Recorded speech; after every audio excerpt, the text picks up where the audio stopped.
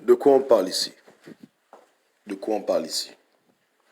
Ce que le magazine La Diaspora a publié ne m'étonne en aucun point. Depuis, je n'ai cessé de le dire. Jean Ping est un homme égoïste et son fils ne vaut pas mieux que lui. Aujourd'hui, Frank Ping veut s'ériger comme un opposant. Ma question, elle est simple. Frank Ping s'oppose à quoi et à qui? Quelle est la qualité d'opposant qu'il est? Quelles sont les convictions qu'il a toujours défendues? Quel est son idéal pour le Gabon de demain? Qu'est-ce qu'il représente? Le fils d'un grand voleur. Encore que ça, c'est pas de sa faute. On est né, personne ne choisit son père ou sa mère.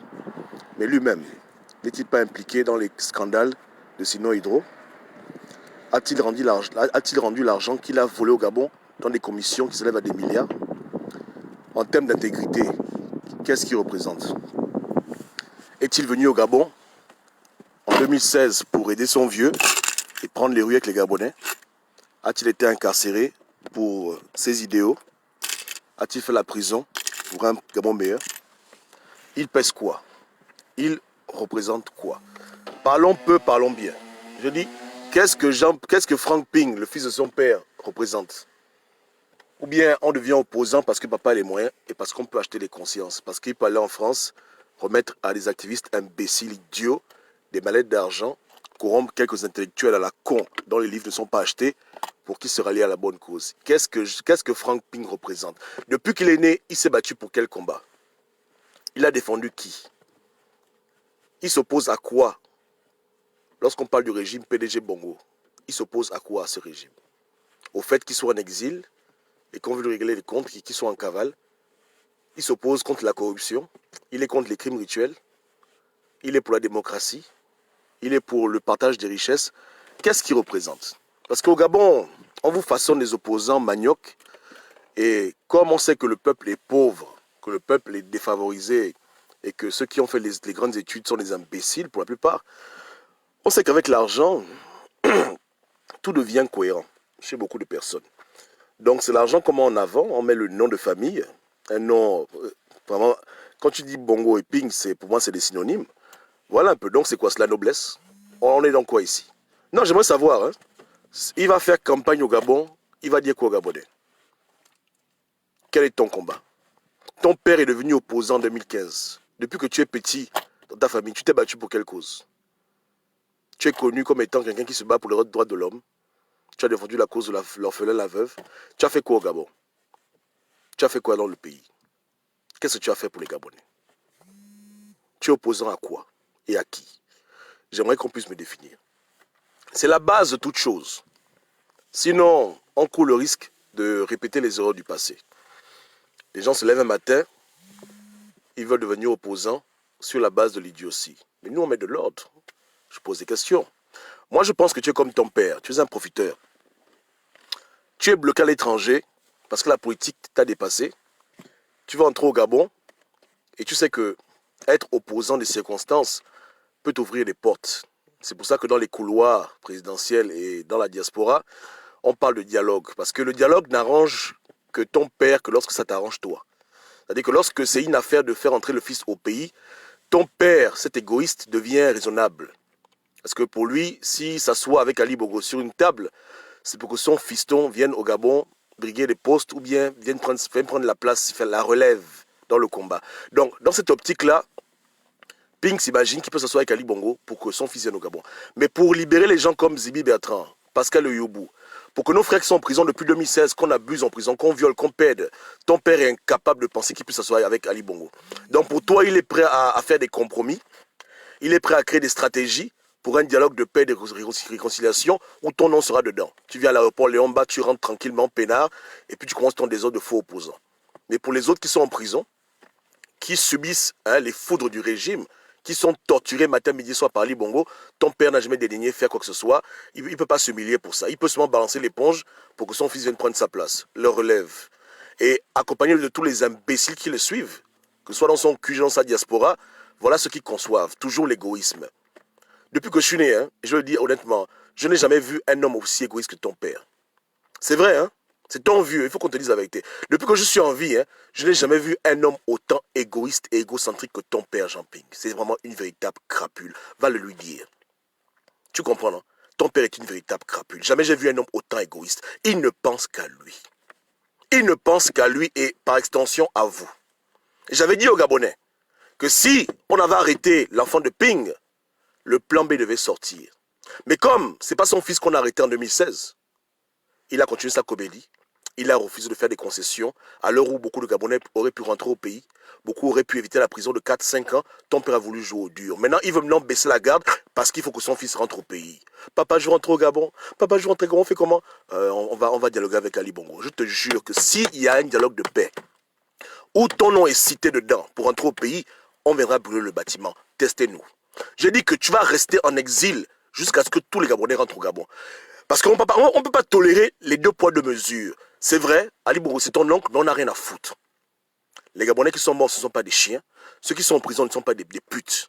Donc tu vas rester à l'étranger. Si tu arrives au Gabon, hein, et que les policiers d'Ali Bongo te protègent, là où on t'attrape, Frank Ping, on va te casser la gueule. Tu comprends, non? Là où on te bloque au petit côté, tu seras bastonné. Et ton père, on va lui brûler sa maison. Si tu oses rentrer au Gabon, après 4 ans que nos frères sont en train de subir la torture, parce que ça arrange ton père, il est devenu raisonnable. Frank Ping, fais l'erreur. Viens au Gabon. Va au Gabon, on va voir ce qui va t'arriver. Parce qu'on vous connaît.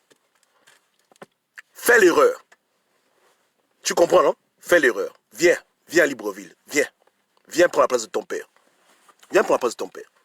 J'ai envie de voir à quoi ce dialogue de paix va ressembler. J'ai envie de voir ça. J'ai envie de voir ton père venir parler devant les Gabonais qu'avec Ali Bongo doit arranger pour que mon fils y rentre au Gabon. J'ai envie de voir comment ton mandat d'arrêt international va quitter. Comment des gens comme Landry ont été arrêtés à l'aéroport.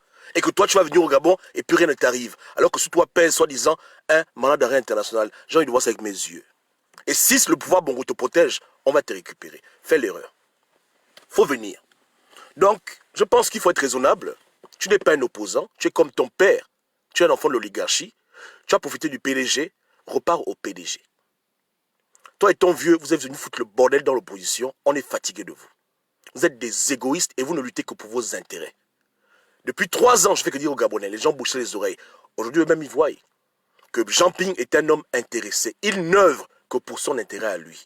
Il voulait être président élu pour son ego. Et maintenant, il pense dialogue. On murmure dialogue. On me parle de concertation nationale. Accord de Paris. Parce qu'il faut que son fils rentre au Gabon. En sécurité, sans qu'on l'arrête. Sans qu'on l'amène en prison et qu'on le paie copieusement. Comme on a payé beaucoup de Gabonais qui voulaient le changement de leur pays. Les 2 poids de mesure, c'est avec ton père. Viens au Gabon. Si il faut venir, viens. Ali Bongo te dit, viens mon petit, il n'y a plus de problème, nous on va te récupérer. On ne va pas tolérer ça. On ne va pas tolérer ça. On a subé ton vieux, on a dit, Ping, tu n'as pas de plan B. Parle avec Ali Bongo, on libère nos frangins de prison. Ton père, le plus orgueilleux de la terre. Non, j'ai gagné. Maintenant, il va maintenant venir nous montrer qu'il va dialoguer comment. Faut pas que Ping essaye. Si Ping dialogue, brûler sa maison. Gabonais, Gabonaise, si Jean Ping dialogue avec Ali Bongo, vous brûlez sa piole. Vous comprenez, non? Là où vous le voyez, vous finissez avec lui. Il doit respecter vos morts. Il a dit il est radical, non? Il n'a qu'à aller jusqu'au bout. Il s'assoit avec Ali Bongo. On brûle sa maison. On finit avec lui. Est-ce qu'on se comprend? Il ira jusqu'au bout. Il va sentir la douleur de ne pas voir son fils, comme des centaines de Gabonais ont la douleur de ne pas voir leur enfant. Il va ressentir un peu le mal que beaucoup de familles ont subi depuis 4 ans. Maman est morte au pays, il ne peut pas aller aux funérailles, parce que c'est la politique. Ping, président, veut libérer le Gabon. L'enfant en prison, les familles ont été séparées. Ping a dit, on avance, j'ai le plan B, faites-moi confiance. Maintenant, quand ça ne l'arrange plus, parce que son fils le manque, il faut dire la vérité, c'est un père. C'est normal. Il peut mourir maintenant, il veut que son fils le voie. Comme son fils le manque, maintenant il devient raisonnable. Ici, il s'assoit, il commence à réfléchir. Il voit qu'il n'y a pas de moyens, il faut arranger avec le PDG. Donc les autres sont des chiens, quoi. Combien de Gabonais dans ta résidence de merde ont eu les mamans qui sont mortes au Gabon? Les papas qui sont morts, ils n'ont pas pu partir au pays parce que tu as appris au Gabonais qu'il fallait être radicalisé.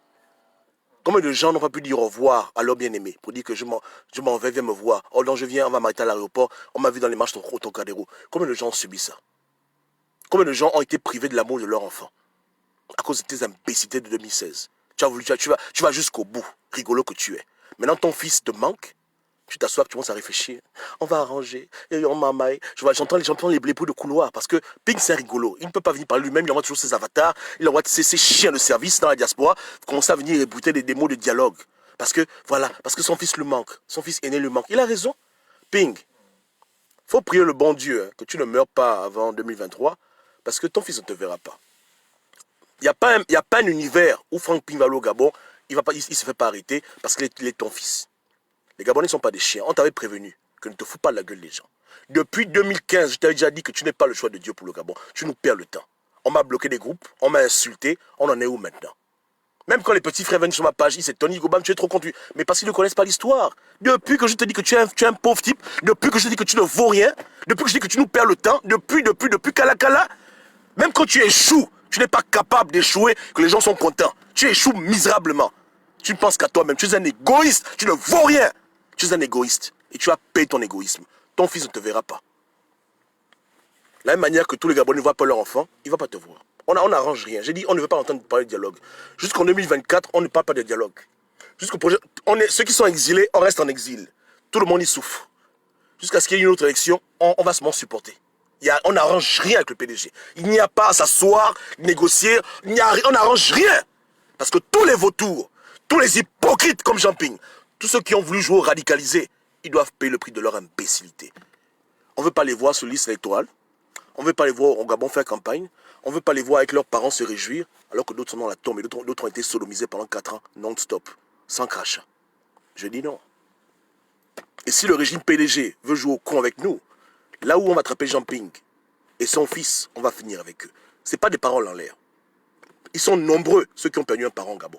Tu as dit que c'était le radicalisme, tu vas rester dans le radicalisme. Tu vas aller jusqu'au bout. Tu vas payer le prix comme tout le monde. Tu vas mourir, tu ne verras pas ton fils.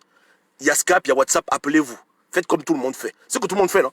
Ou bien, allô? Oui, comment tu vas? Je vais bien, gna gna. C'est ce que tout le monde fait. Depuis 4 ans de tes imbécilités, tout le monde est sur WhatsApp, tout le monde est sur Viber. Tu vois la vieille, oh, tu dis bonjour maman, comment tu vas? Je vais bien mon fils. Voilà. Ceux qui peuvent voyager, ils voyagent. Ceux qui peuvent voyager, ils sont bloqués. Les pauvres, voilà, c'est comme ça, n'est-ce pas, non? Non, toi, comme tu peux pas voyager, tu es bloqué au Gabon. Hein? Parce qu'avant, tu t'en foutais. Tu allais en France, tu rencontres tes enfants à l'aéroport de Paris, dans le salon privilégié, tu l'as tranquille. Qu'est-ce que j'ai à foutre? Après, tu baisses 2-3 Gabonaises parce que tu es un irresponsable. Tu es un président de la connerie. Tu es de là tranquille, voilà. Maintenant, tu as chaud. Tu peux pas voyager et ton fils pas rentrer au Gabon. Donc, tu sais que tu es vieux, tu peux mourir sans le voir. C'est très triste. Moi, ça me fait mal, hein. Ça me fait mal. Mais ce que tu mérites et ce qui va t'arriver. On met le veto. Il n'y a pas de paix. Il n'y a aucune paix ici. On ne veut pas entendre parler de dialogue. Ah non, pas avant 2023, 2024. Les élections viennent, on vote un nouveau président, ou Ali Bongo, il gagne encore. Là, maintenant, on peut même parler de paix. Tout le monde aura payé le foutu prix. Ça suffit. Si les Gabonais tolèrent que tu les abuses, parce que tu penses que ta vie est plus précieuse que leur vie, s'ils te pardonnent ta lâcheté d'avoir fui le combat quand ça chauffait, s'ils te pardonnent tes incohérences parce que tu leur payes les loyers, moi tu ne payes pas le loyer. On vous attrape dans une salle à Paris en train de parler de dialogue. On va tous vous casser la gueule. Essaye, tente. Essayez de faire ça. Restez dans vos bottes. Allez-y jusqu'au bout. Allez-y jusqu'en 2023. Restez radicalisés. Ne parlez pas de dialogue. N'osez même pas. Ton fils va rester à l'étranger. Il va rester en exil. S'il veut, il m'appelle. Quand il vient à Chicago, lui et moi, on peut aller boire un verre ensemble. On est là. On se serre les coudes. Il ne rentre pas au pays. Tu comprends, hein? Et vraiment, hein, bloquer ce papa-là. Jean-Ping ne mérite pas de quitter le Gabon. Il doit rester à Albev. Ah non. Il doit rester à Albev. Nos frères sont morts. Le régime les a tués. Beaucoup ont été torturés. On est des chiens. Sommes-nous des chiens? On est des chiennes. Et moi, je ne suis pas un chien. En tout cas, faites, on vous regarde seulement. Donc la relève là, il faut que tu oublies ça. Ta relève, c'est 2034, 2037. C'est plus tard. Et tu n'es pas la relève de ton père. Tu ne pourras pas être au pays. Tu ne pourras pas être là pour dire que juste qu'on est là, mon père. Non, il n'y aura pas de relève. Même si Ping meurt, tu ne rentres pas au Gabon. Tu comprends? Même s'il meurt, tu ne rentres pas. Tu restes à l'étranger. C'est la punition.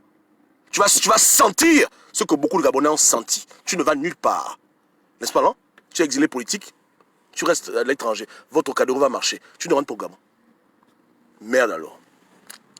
En tout cas, Gabonais, Gabonaises, on a dit qu'on va mettre de l'ordre. On va mettre de l'ordre. Hein. Moi, je vous dis, j'ai pas de problème à aller en prison. Hein. Ça me dit rien là en prison. J'entends qu'il y a un dialogue entre les émergents et le camping. J'amène mes allumettes, mon essence, moi je brûle le bâtiment. Qui meurt, meurt, je n'ai rien à foutre. Je dis déjà aux gens, c'est que là je suis en mode on gaspille, on gaspille. Je n'ai pas que ça à foutre. Je ne peux pas tolérer ça. Zibi, 4 ans. Pascal Oyobou, 4 ans. Génération Wise, bientôt 2 ans. D'autres sont sortis, sont rentrés. Landry Awish Washington, à l'aéroport on l'arrête. Il est qui lui qu'il va venir au Gabon? Il ne va pas être arrêté parce que c'est l'enfant de Ping. Comme c'est ton fils, on doit arranger. On doit arranger parce que c'est ton fils. Merde alors. Je dis, hein, tous les Gabonais qui pensent qu'ils sont super d'autres Gabonais, je vous dis, allez vous faire foutre. On va égaliser les chances dans ce foutu pays. Tout le monde sera traité à la même enseigne. Que le prochain milliardaire qui va venir nous blaguer encore, qui comprenne qu'on ne va plus tolérer ça. C'est qu'avant même qu'il nous parle ABCD, on va avoir le scanner au scanner. On ne va plus se faire manipuler par les gens. Plus de pitié. Beaucoup ont pleuré leurs parents. Les tensions que la coalition de Ping a alimentées, hein, soi-disant, en fait c'était un peu le radicalisme, c'était la comédie. L'orgueil, ouais, non, l'orgueil. Ils sont pas radicaux. S'il était radical, il allait balancer le secret du PDG. Il allait rendre l'argent qu'il avait pris au PDG. Est-ce qu'il est radical? Quand on est radical, on fait des choses radicales. C'est un opportuniste, un profiteur, un plaisantin.